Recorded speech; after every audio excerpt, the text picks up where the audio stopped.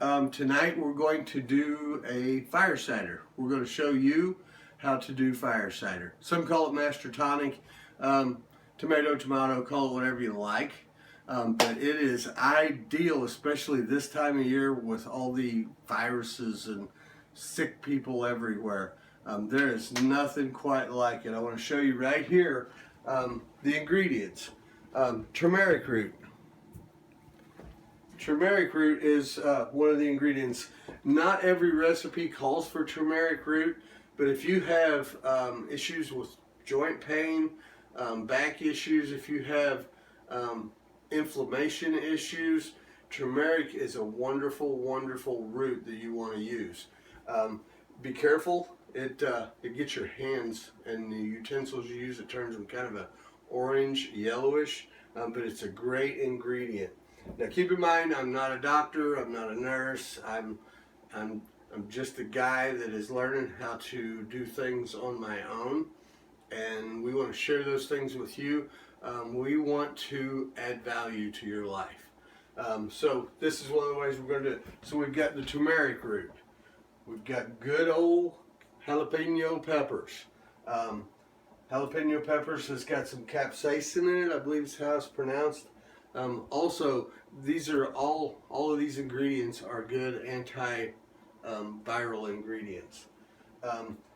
You don't have to have cayenne, but I love cayenne, and we have a few dried ones that were grown locally. So I'm going to add a little cayenne to it. A good old-fashioned white onion. And now my turmeric, my white onion, my ginger, and my horseradish root, they all weigh a pound apiece. The onion as well. Ginger root. Ginger root is a wonderful thing. It's an Asian root, but it grows in the United States. It's used in a lot of Asian cuisine, but it's has wonderful health benefits as well. And it just smells absolutely wonderful. We have lemons. Not everybody's recipe calls for lemons, but we like lemons. We're going to do a little zesting of it, and then we'll actually just cut the whole lemon up into chunks and work it in. But we bought some organic lemons. Here is the piece de resistance, horseradish root. It is a spicy, kick your butt kind of thing. It's a root, and it has a lot of good health properties in it as well. It's also a pound. And then garlic. Garlic is your other ingredient. We love garlic in about everything as you can see here, we keep a bowl of garlic on our counters all the time. Garlic is just a wonderful, wonderful root crop that you should incorporate into your life as much as possible. So we're going to put the average recipe calls for about 4 cloves or 4 bulbs, so we're going to do 5. A little extra garlic is always a good thing. Other recipes, there's variations. People put cinnamon in it, people put honey in it, people put rosemary. In fact, the last batch that we made had rosemary in it, and it was a nice touch. But our rosemary isn't doing so well right now, so we're not going to add rosemary. While we had fire cider in the house and was using it every night, we took a shot every evening. We had no issues with colds or flus. As soon as we ran out, which was a short-sightedness on my part, sorry, my wife and I, who, by the way, is doing the wonderful videography that you get to see here, we both began to get sick, and we've had issues ever since. Sinuses, all kinds of sickness issues. We started another batch. I'll tell you a little bit more about that later.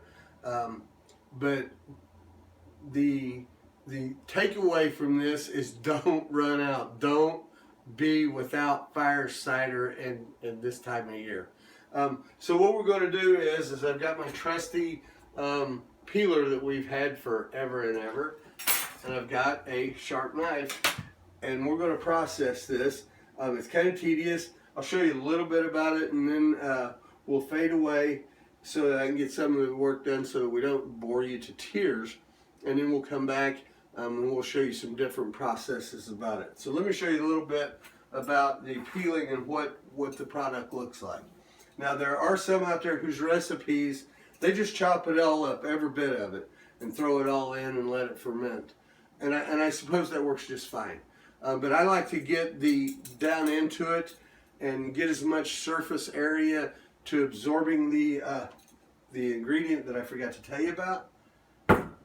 The organic apple cider vinegar, raw, unfiltered, with the mother.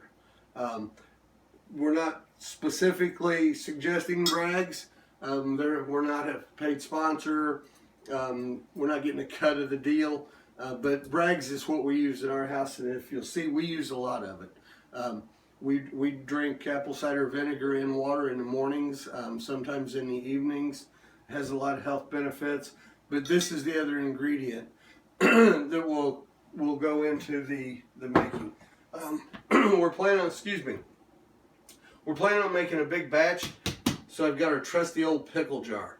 And trust me, it doesn't smell like pickles now. It's a dandy. So, but what I want to show you is, if you want to come in just a little bit closer, if you get some of this peeled off, you see that beautiful orange color. I want as much of that surface as I can get soaking in and blending with all these other wonderful ingredients. Same with the ginger. If you look here, if you look close, do a little bit of peeling. Nothing fancy, but you get that wonderful color. You get down into the fruit of the program, and smell that. It is awesome. We're going to do the same with the lemons. We're going to actually do a little zesting and put the zest right in it. The peppers, of course, we'll chop them up, seeds and all, and we'll put them in. But then the big kicker is you want to get this horseradish root. You want to get it peeled. Because this right here, this white fleshy stuff, that is the good stuff.